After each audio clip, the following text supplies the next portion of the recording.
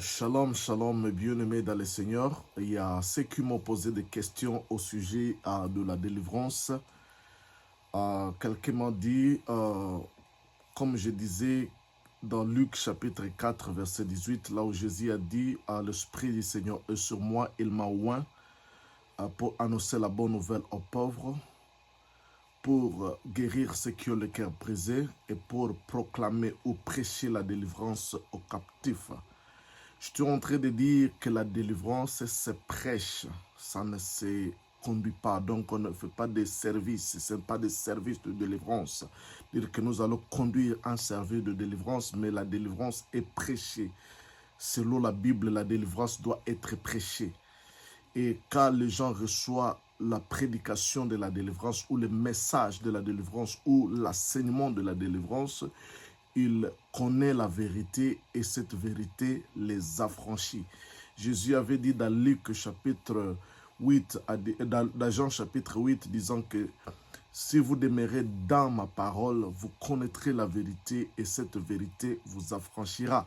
Bien-aimé, la délivrance vient par la connaissance de la vérité.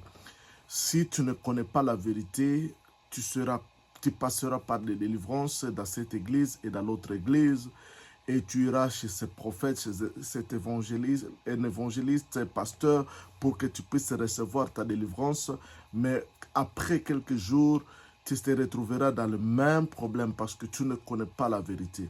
Mais quand tu connais la vérité, bien aimé, tu es capable de t'élever et de dire non au cercle de la souffrance, non à tout ce combat, non à la malédiction, car tu te diras toi-même que tu n'es plus sous la malédiction, tu es sous la bénédiction, parce que la Bible dit qu'en Christ, Dieu nous a bénis de toutes sortes de bénédictions.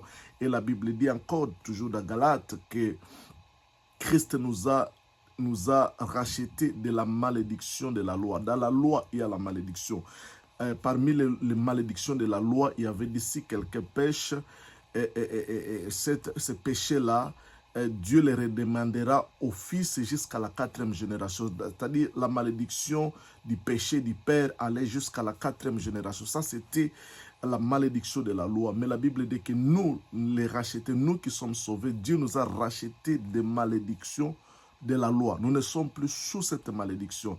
Donc, moi, en tant que chrétien, je ne peux pas continuer à subir les conséquences des péchés de mes parents, de mes grands-parents ou de mes ancêtres.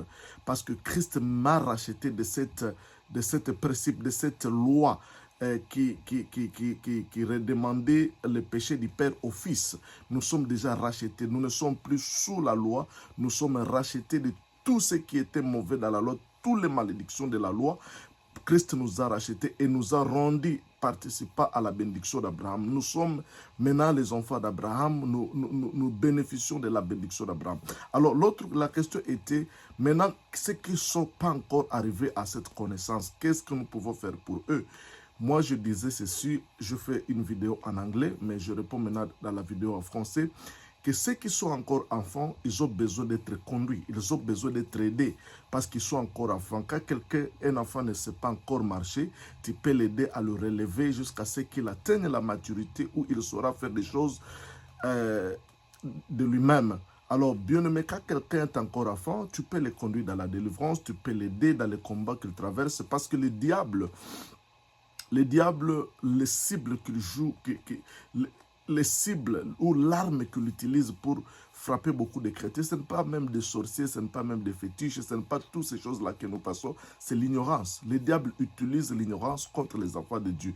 Quand tu ne connais pas qui tu es, le diable va jouer de toi. La Bible dit même dans Galates que si un enfant est encore héritier, il ne diffère pas d'un esclave. Quand tu es un enfant, tu ne connais pas tes droits. Même dans la famille, tu peux être héritier de la famille, mais si tu ne connais pas les droits, même un travailleur de ta famille peut jouer de toi, il peut te refuser même tes droits. Il peut dire que tu n'as pas le droit de toucher à ceci ou à cela, tandis que c'est toi l'héritier de cette maison. Mais comme tu es un enfant, tu ignores qui tu es et tu peux continuer à vivre comme un esclave, tandis que c'est toi le maître de tout. Alors, beaucoup de chrétiens souffrent à cause de l'ignorance. L'ignorance de la parole de Dieu, l'ignorance du message, l'ignorance de ceux qui sont devenus en Christ, l'ignorance de la capacité et du pouvoir qui leur était conféré à travers la nouvelle naissance. Bien-aimés dans le Seigneur, nous devons faire attention et chercher la connaissance. Mais ceux qui sont encore enfants, ceux qui ne se connaissent pas, ceux qui ne se connaissent pas encore, voilà le rôle même des pasteurs, le rôle de l'Église. Ils sont là pour les aider, les relever, les conduire dans certaines prières pour les aider. Que Dieu vous bénisse. Amen.